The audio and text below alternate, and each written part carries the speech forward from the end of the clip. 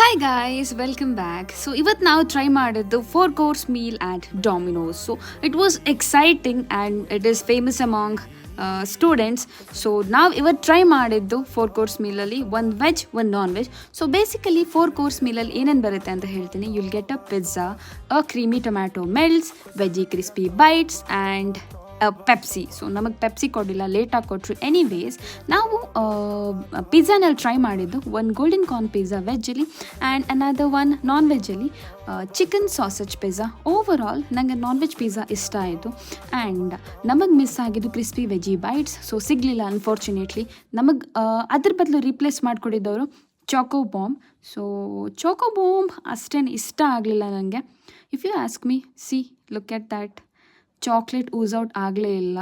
So ನಂಗೆ choco bomb ಅಷ್ಟು ಇಷ್ಟ ಆಗಲಿಲ್ಲ. And yeah, as you can see we were happy after eating it. Thank you so much for watching. Bye.